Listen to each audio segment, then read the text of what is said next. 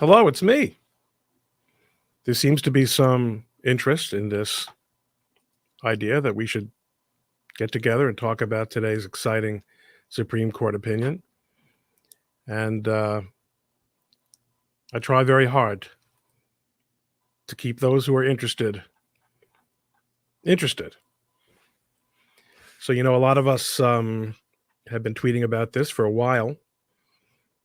And as you know, I want to make sure that I get all the credits in here. As you know, we have been representing the Daily Wire, our client, in this OSHA challenge. And to be quite honest, we need to be clear about this. This was our case, but today's decision wasn't our case. To give you a little background, we filed in the Sixth Circuit. There was, of course, an order in the Fifth Circuit. By the time things got spread out, we were actually designated the lead case in the Sixth Circuit. It looked good for us to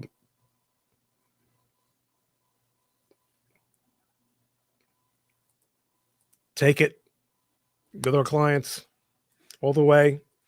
That's what they were hoping for, quite understandably. And for some strange reason, the Supreme Court of the United States thought it might be more appropriate to let a bunch of state attorneys general and a bunch of huge companies let their case be the one that was heard instead.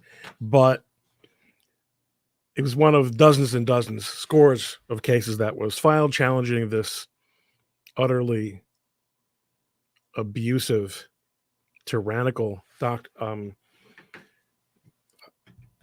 mandate. And we were very, okay, hip hop, thank you. We'll get to you in a second. Your point is well taken. We were disappointed that we didn't get to be the lead, to be the ones arguing in front of the Supreme Court this time. But as our client says,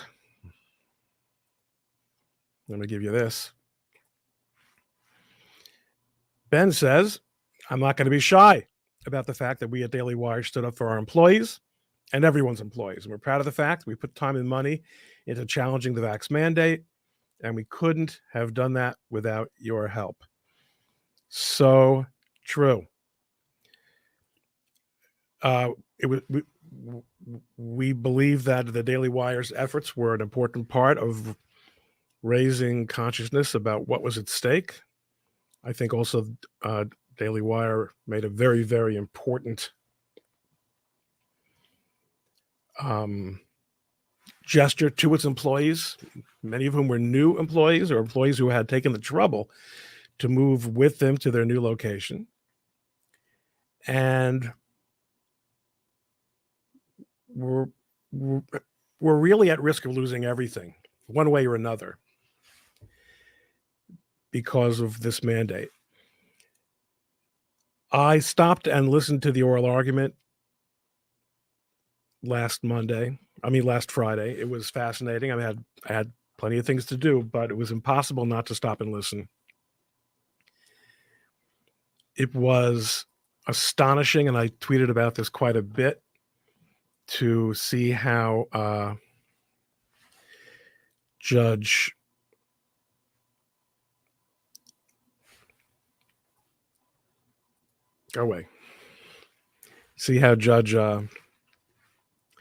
certain justices of the Supreme Court, one in particular, remember, we have to probably go back there for one reason or another. So we want to be gracious and cautious. A lot of misinformation was baked into questions by the justices, and that was very troubling. And by the way, that wasn't only on the part of the dissenting justices, the 3 liberal justices who felt that they had to dissent from this opinion, unsurprisingly. It was also the premise of a number of questions from conservative justices. Those of us who have given up on the corporate media as a source of news and information forget sometimes that even conservatives of a certain age, especially, are still to a very large extent, habituated to getting their news from official sources like the government, like the networks, like the Times and the Post. And that's something I have communicated about quite a bit. And I appreciate that not everybody is going to make the switch over as soon as we like. But the outcome was exactly what everyone, including my partner Harmeet Dillon, expected them to be based on the questioning. I think that Jaff makes a great point here. The arguments from the justices, and they were arguments to a large extent, weren't they? Were shockingly irrelevant to the constitutional questions. Very depressing. Yes, they were. It was depressing, unless you've been living with this, as I have professionally for a very long time. Hip hop thinker, concern for the poor healthcare workers. Well, it is a shame. It is a shame. It is a harder question, and I think people are being too rough on Kavanaugh on this, and people are always taking temperatures of whether this justice can be counted on. It's a harder question when it comes to the funding of services. I'm not saying that I would have decided with the majority in that one. It's not the same question. Hip hop continues. He knows some people who are ready to leave over this nonsense. Some were already vaccinated. I assume by this you mean healthcare workers. Hip hop. It's a problem. Lisa M asks me on Twitter, I'm confused about the possibility that it's not over. Let me find a way to do this here. Thank you, Lisa. I want everyone to share it. I'm confused about the possibility. No, I don't want to do that because now everyone's reading my messages. That it's not over and lower courts still need to rule. So let me explain that. Today's ruling concerned the question of whether there would be a stay of the preliminary injunction. There's been a series of preliminary decisions, either on a temporary restraining order basis or a preliminary injunction basis. What's the difference between a temporary restraining order, a TRO, and a preliminary injunction?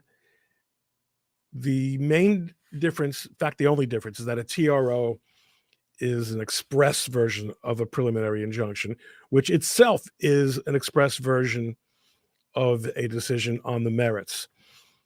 It is unusual to get a TRO and not subsequently also get a preliminary injunction. I have been in cases where it has happened or where there's been a change from the TRO to the preliminary injunction because of changes of facts on the ground. But in both situations, the party seeking the TRO, or let's call it the preliminary or emergent relief, has to convince the court of several things. One is that there's really an emergency. The time is of the essence.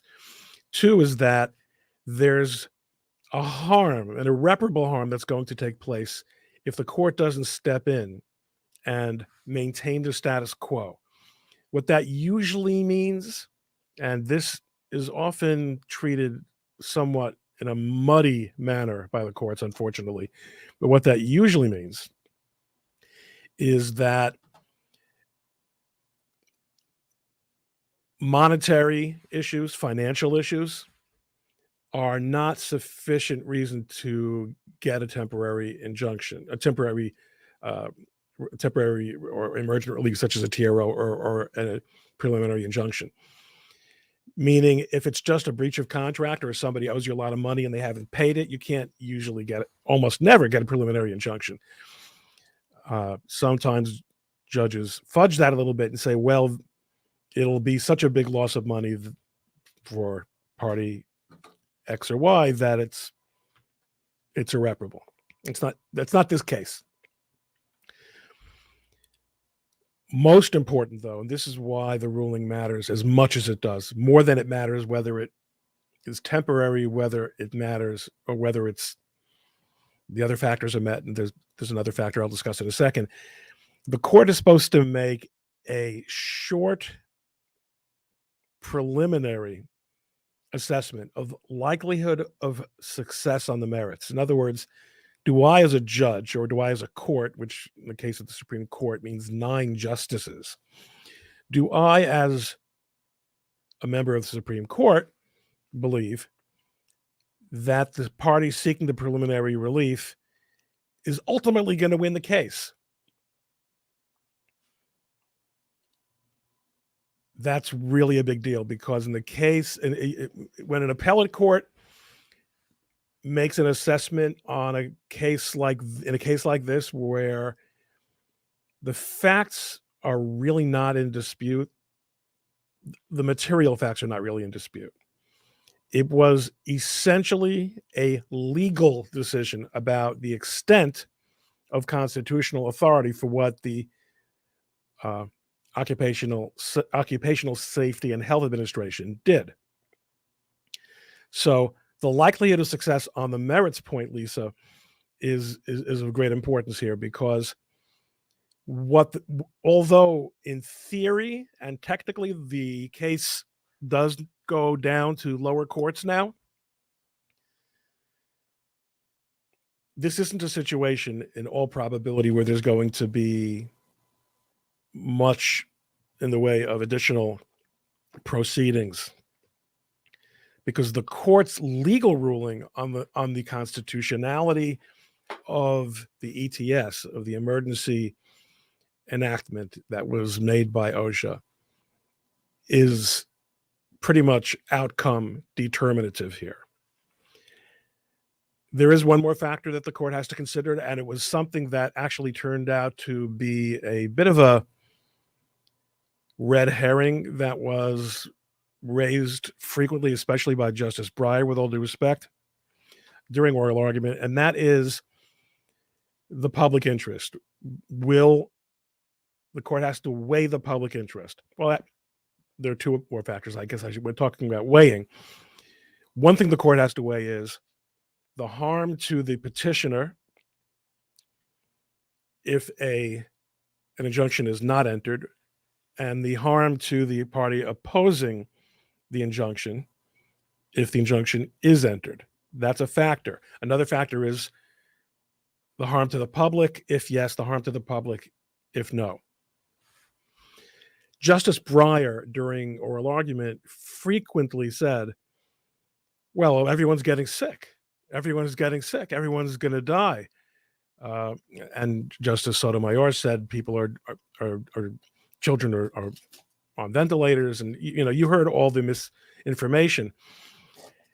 That was meant to affect the perception, and hopefully, I guess they thought, to move justices in the middle on the issue of the public interest and of the weighing of the harms, because where the government is one of the parties, it is very frequently the case that it is permitted to frame what is in the public interest, because that, after all, is what the government is supposed to do.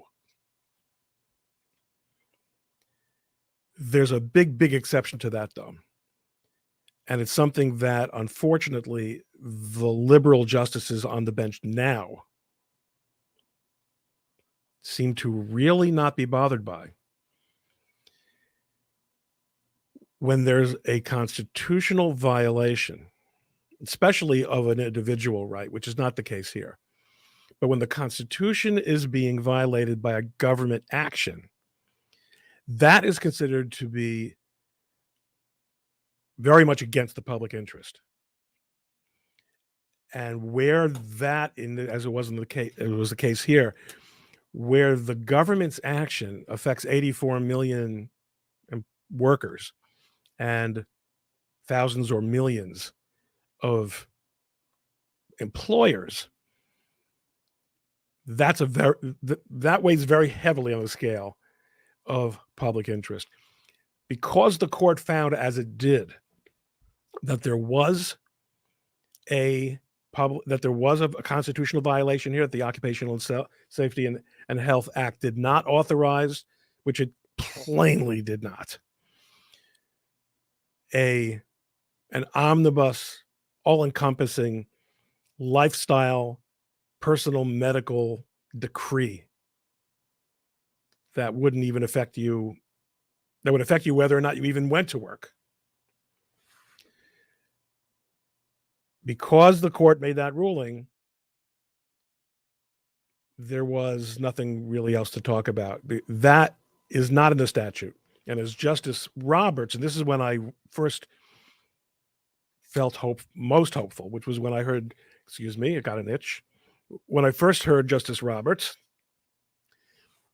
ask questions along these lines, saying, isn't this something that OSHA has never done before? Isn't this something that if Congress wanted to give OSHA authority to do, that it would have done so explicitly?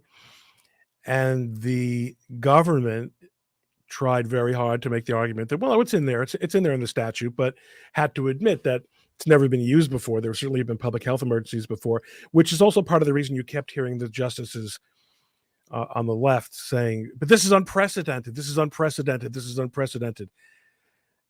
And I say unto you, my friends, I'm moving my microphone right up to my face to say this to you. Look right in the camera. Wake the kids. Call the neighbors. Unprecedented does not mean we dispense with the Constitution. As Jane said, that's precisely why we have the Constitution. Everything in history is unprecedented in some way. You know what was unprecedented? Pearl Harbor was unprecedented. And because of the infamy of the attack on Pearl Harbor, the United States government thought it was appropriate to round up everyone of Japanese ancestry and put them in concentration camps. Unprecedented would have been a completely appropriate response to any constitutional argument that would have been made. And as it happened, Korematsu, that argument did carry the day. That was wrong. And it was wrong here too. Let's see what else my friends have to say. I already got Jeff. Yes. Okay, so let's make one thing very clear. I'm going to give general, thematic, big picture observations on this topic in the hope that you will consider me to be a reliable source of news and information for you on legal matters. And maybe someday you'll consider hiring my law firm to help you with your legal challenges and opportunities. This may constitute lawyer advertising. But I can't answer questions like this. Can a private physician or a private health facility practice without taking Medicare? First of all, I'm not a medicine lawyer. There's an entire subspecialty of doctors who practice exclusively in the area of medical care, and I practiced with one of the best of them in my previous firm. And if anybody wants a referral for that, you can contact me, and I'll send you the right person. So you can't ask me questions like that. Yeah, I know he's streaming, and I'm doing this out of spite. Also, I'm doing this because I'm not Rakita is so big. I can't do anything to him. Come on. Yes.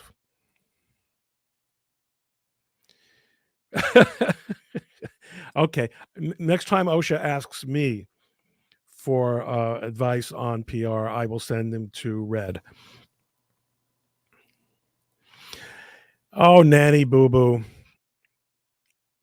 You don't even have to take the bar. Just move to Oregon. You do know what I'm talking about, right? Should I call it up? Of course. This way you'll believe me.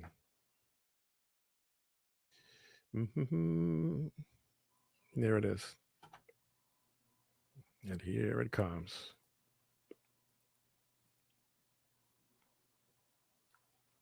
Whoa, that's wild. You getting crazy colors? We better stop that. I don't know why that happened. Was it blinking on and off for you guys? All right. Anyway, no. This is not you don't want to rely on any of this as legal advice, right?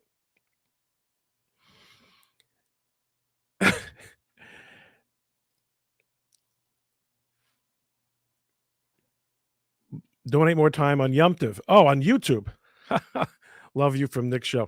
Oh, thank you, Nico. That's very kind of you.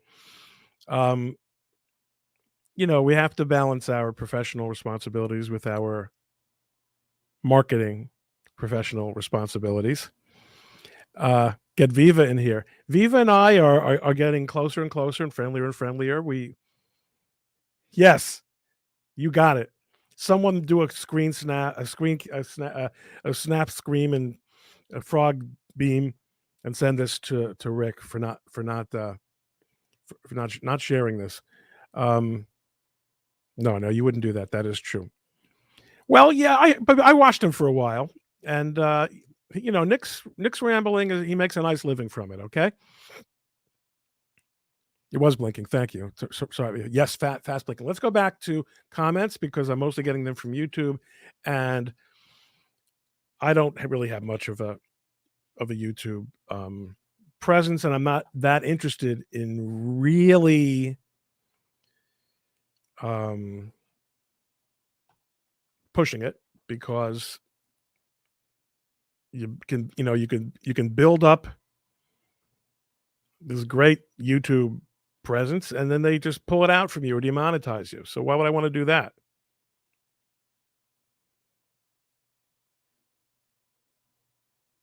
Oh, you mean Rick? Because it's almost like, is that a Minnesota joke? I don't know. Let's see what else is going on here in terms of comments. I'm going to have to do a little dual screen action here. Let's see what kind of questions we're getting here. Dum-dum-dum-dum. Yeah, the problem is, do not try this at home. Okay.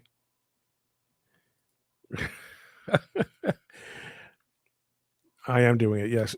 So here's another question. And I'm going to at least put it up there and we can talk about it. I don't know that I can really answer it. Answer it. By the way, when the Biden administration announced that it was going to do this, that it was going to come out with these regulations in theory, we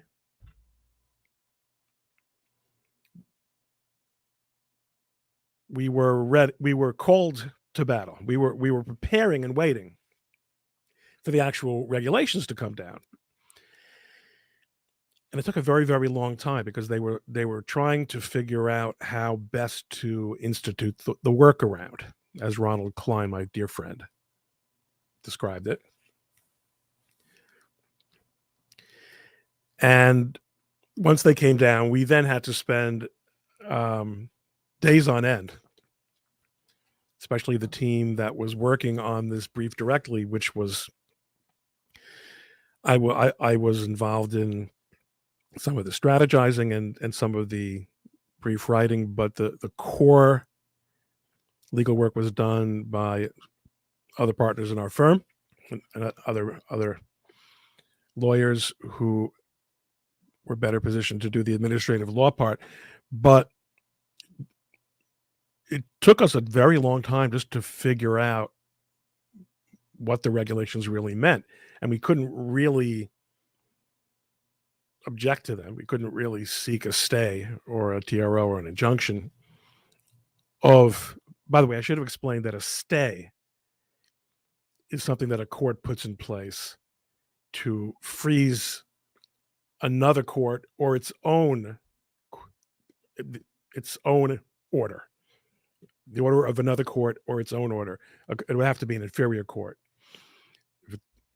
So that's different from a TRO or an injunction. Here, the question was whether there was a stay of the injunction. A lot of moving parts here, but let's take another look at the Twitter questions. Politically Homeless asks, is there a testing option or something that stays in place under the CMS rule that allows for accommodations for those with religious or medical exemptions from the vax? That's a very interesting question. You're saying even though the mandate was struck down, was not struck down, it was enjoined, or the stay on the injunction was lifted. Is the testing option, well, again, the testing option and the exemptions only apply to the mandate. So although we have to see what the actual final mandate of the court is in terms of what precisely it orders, or it might just have reversed the Sixth Circuit and remanded it to the Sixth Circuit, and I don't have the order open in front of me right now, but in all probability, there's not a there's those rules would fall away. You're saying there's, I think insightfully, Politically Homeless. Gosh, there were some good things in this regulation. Some things, for example, that a lot of the states, and to a large extent the CDC and the COVID, the official COVID influence crowd, have refused to address, which is the issue of natural immunity, which those of you who follow me on Twitter and on Getter will know is one of my favorite topics, because my brilliant wife, Jane Coleman, wrote an article on just that topic in which she makes the very, I think, well-sourced argument. I'm looking for it for a tweet of it. The very well-sourced argument that the reason we don't hear about natural immunity is not because there's any problem with natural immunity. It's because natural immunity is awesome. And consistently, what we have seen is that they don't want natural immunity to even be part of the conversation. And I regret that none of the lawyers arguing before the Supreme Court could find a way to bring themselves to even raise the matter of natural immunity, which is so critical. I had COVID in April 2021. Oh no, 2020, not last year, the year before. Right. And that's it. I'm done. I'm not gonna get a vaccination for something that I had. That's crazy. All right, I don't want to be guilty of spreading any wrong think about the vaccine. Let's talk about the legal stuff. But to answer the question, I do think it's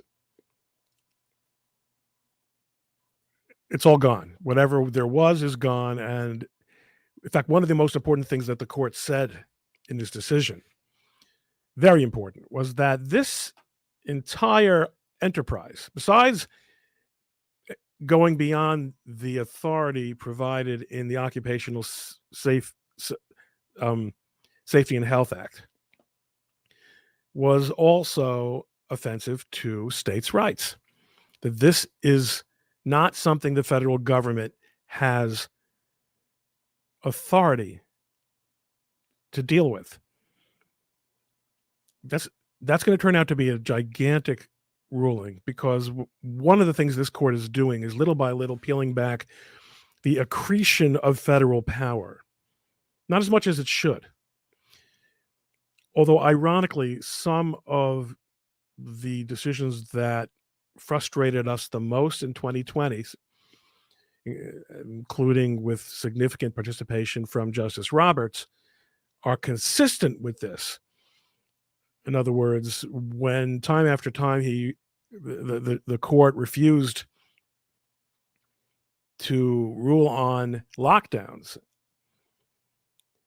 the reasoning was the states made this determination. Ironically, the liberals, who were all in favor of states making these determinations in the furtherance of their police power, forgot about that when all of a sudden states were suing the federal government, and all of a sudden they wanted the federal government to be the one to make policy here. Can I paste the link into to Jane's article in chat? I think I probably can. You'd have to pull it up again. There she goes. And here it is in the StreamYard chat.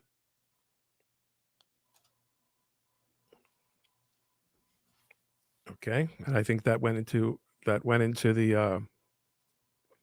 into the YouTube chat as well. So what the Supreme Court did today was, besides saying Congress didn't authorize this, not only is it an overextension of statutory authority, it also implicated, as a corollary, something called the major questions doctrine, which is the idea that sometimes it's appropriate to take a microscope to a statute and try to find out, can we say Congress included this power? Can we find a way to make it work? Arguably, this is what Roberts would say he did with Obamacare, found a way to make it work. But under the concept of major questions, we say that when a policy that an agency wishes to promulgate is so massively impactful, so comprehensive, so expensive, that we need to find authority in the statute that is explicit. Now, the dissenting opinion here said, even if they had put it in the statute, it would be unconstitutional. I'm so glad they said that. And the reason that that's important is because one of the most egregious things we heard during the oral argument was during the discussion of the police power. So in my podcast with Randy Barnett a few weeks ago, we talked about the police power. And as he noted, the police power is exclusive to the states. There is no such thing as a federal police power. Now, a lot of people misunderstood me when I said on Twitter, there's no such thing as federal police power. I didn't say there's no such thing as federal police. There is really no such thing as federal police, but we all know there are all kinds of law enforcement agencies and mechanisms in the federal government, the FBI, the Capitol Police, whatever the heck, Bureau of Firearms and Tobacco, lots and lots of federal cops. I'm not talking about cops. I'm not even talking about police forces. Police power is one of these terms like actual malice. That means very little like what it sounds like. Police power means Does the federal is that general power that is actually not written out anywhere in the Constitution in explicitly, but which is the premise of the very existence of any government, which is that governments have the power to govern, to create police forces, to create fire departments, to create traffic laws. There is no federal police power. And when one of the lawyers arguing on behalf of the challengers said this to Justice Kagan, she actually said, well, there is a police power for workplace safety.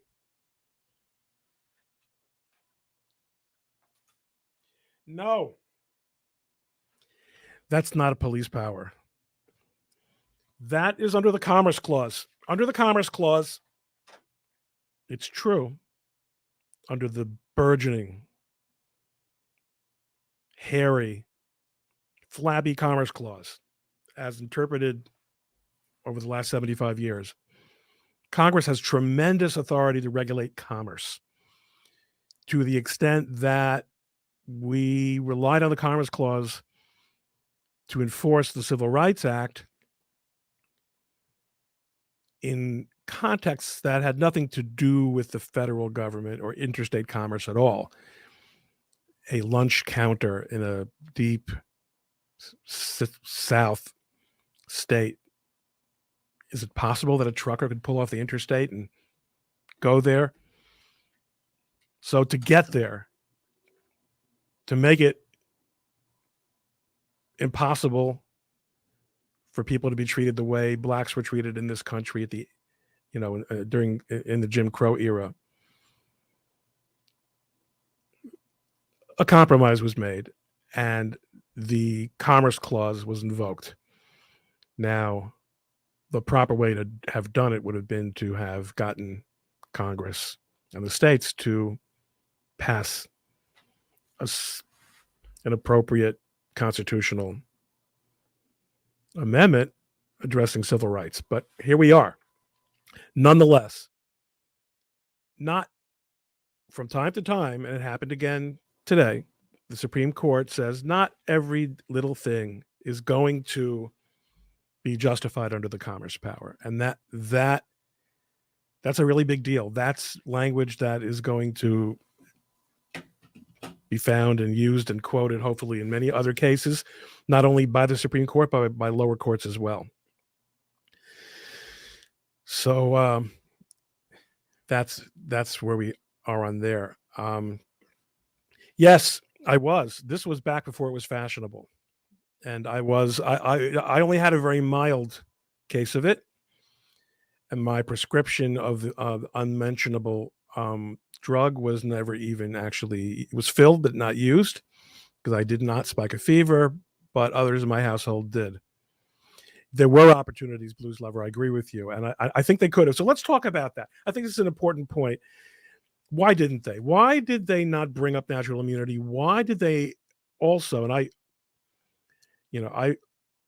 I was puzzled. I understood, I think, the tactical choice that was made, but I was nonetheless puzzled by the complete lack of pushback on the misinformation that was being doled out by many of the justices, if not all of them, but certainly the more liberal justices. The decision not to do that, presumably, was based on two considerations. One is, it's just not a good look, especially in the Supreme Court, to tell a judge, "You're wrong, though." A. And B,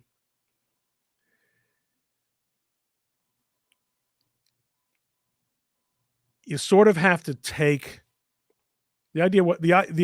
I think the idea was to not come across as a vaccine skeptic, and to not come across as denying that government in general might have the power to mandate vaccine, meaning, in other words, state and local governments. I well, I don't want to say too much, but I will say that it was probably the responsible thing to do, as the outcome certainly vindicates it. On one level, there's another level. Millions of people listen to that live stream, which is a great development for our civic engagement. But millions of people heard the most powerful and, to a large extent, respected judges in the country reinforce, repeat, or absolutely invent fake news about COVID.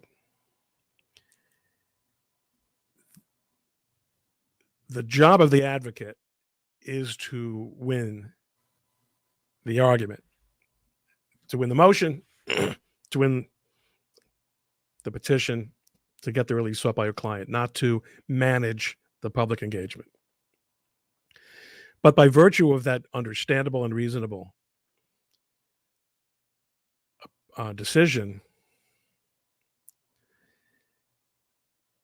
it's a mixed bag, because a lot of people heard a lot of garbage. On the other hand, a lot of people heard a lot of garbage and realized just how problematic it is that members of the Supreme Court believe some of this garbage.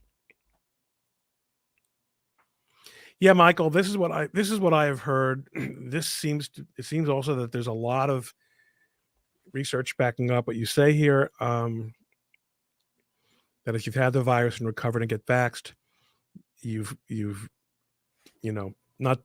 probably done yourself a great disservice. Yeah. So John P., how about requiring proof? This is an important point.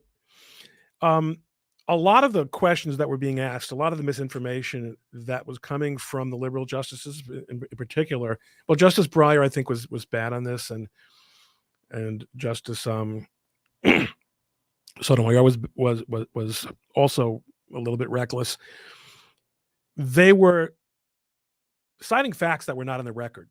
And at one point somebody said, why not just respond, Your Honor, that's not in the record before us.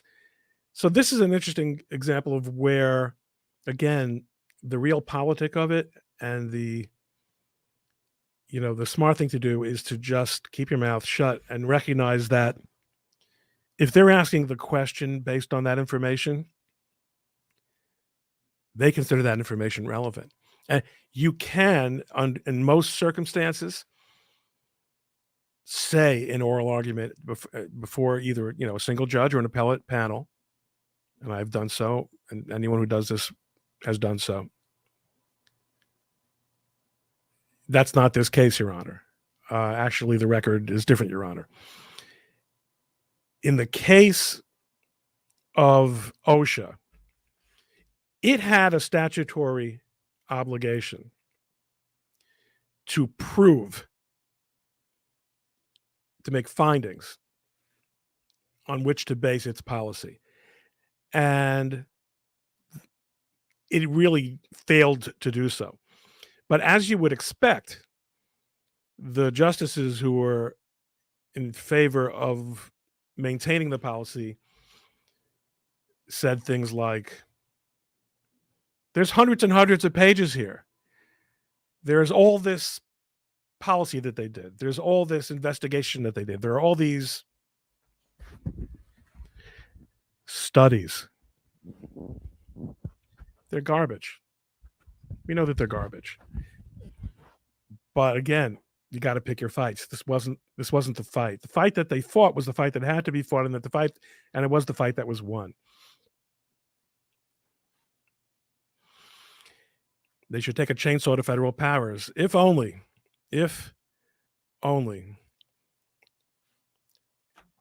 Please comment on status Fed contractor mandate case. It's a harder case. It's a tougher case. I got the opportunity to become very familiar with the legal doctrines concerning when a government program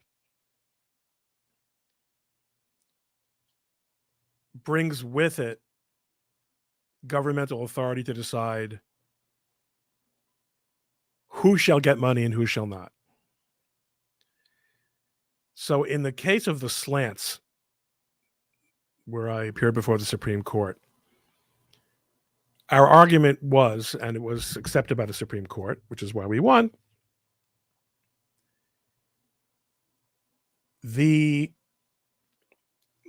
Lanham Act, the trademark statute prohibition on registration of disparaging trademarks was not consistent with the overall purpose of the Lanham Act, which is to protect trademarks and register them.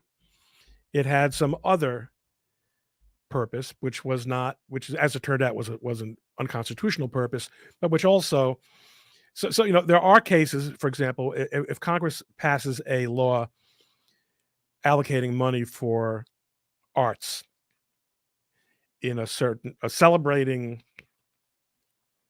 some ethnic group's history or celebrating some person's life or whatever the policy is, it can make content-based rules that are consistent with the purpose of the program, and those will be upheld.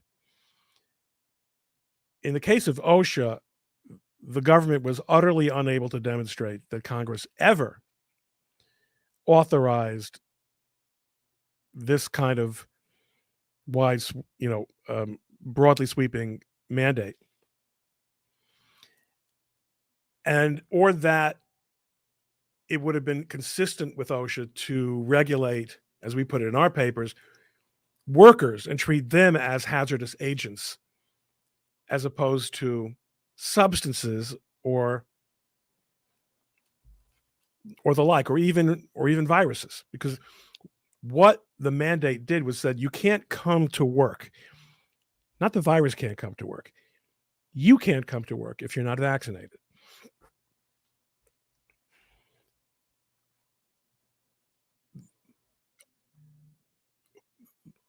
OSHA, we're not even talking about something Congress said here. We're talking about something that an agency said, which is that, in other words, in the Slants case, the Supreme Court said, even though Congress itself put the non-disparagement prohibition into the trademark registration provisions, it had no constitutional power to do so. Here, Congress didn't even put a vaccine mandate into the statute. Rather, Joe Biden did. So there you go. Speaking of tactical decisions, asks Jaff 1348, do I agree with Barnes that the attorney should remind the courts of the consequences of its decisions, Korematsu and Jacobson? Yeah. You'll notice that I would have responded after the 14th or 15,000th time that Breyer or Kagan talked about unprecedented. Again, I would have said Pearl Harbor was unprecedented. And I wish, I was just today thinking about Jacobson, and I was saying to myself, boy, I wish one of the justices would have asked, Counselor, does this court have to rely on Jacobson in order to uphold the OSHA mandate? That would have been sweet.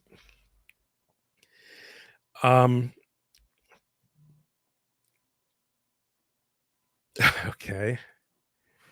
Nico, I haven't read the whole thing, but now health workers are mandated to vax, right? How do they draw the line between other professions so it's not mandated for all eventually? Oh, well, in that case, the way they did it, it wasn't a broad rule about all health workers in America. Rather, it was, if you're working in a facility that gets federal money, just as we set rules regarding basic standards, in order for you to qualify for getting that money, so too do you have to. One of those standards is now going to be vaccinations for workers. Now that's going to be a hot mess to implement on a lot of levels, but I think that's the simple answer to that question. Mahala, to make a decision based on evidence quotes by those who have been negligence, it might have been negligence. It would have really just been incompetence. Negligence is not really the term we use here. Kim says, my employer is still requiring the vax and is only hiring vaxxed per new policy. Is that legal? Your employer can fire you because your employer doesn't like the shape of your eyeglasses. You're in an at-will employment situation. Your employer can fire you for any reason or no reason other than those that are prohibited by the civil rights laws. Atomsk.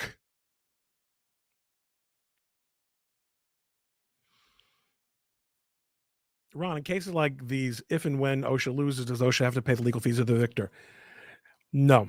This was a statutory challenge, it, it, but not a challenge under, say, Section 1983, which is the statute that basically gives individuals, in some cases, organizations or groups, the power to sue for unlawful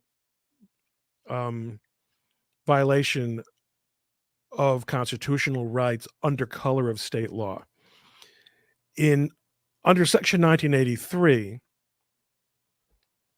attorney's fees may be awarded. In this case, however, there will not be attorney's fees. Right, Angie? You're so right. Gang, I want to thank you very much for joining me tonight on my impromptu Spikecast. I'm learning with my son at 8:00 Eastern. We're doing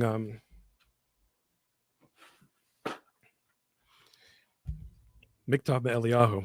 Okay, this is my son is an advanced Talmudic. All my sons are advanced Talmudic scholars, and we set aside time to learn this book of ethics and Jewish sensibility once a week, so that I can get some of the benefit of the education that his mother and I have bestowed on him with God's help. So thank you all very much for joining me. It's been a lot of fun. I don't think I said anything too off base, and if I have, I'm sure I'll hear about it. Good night.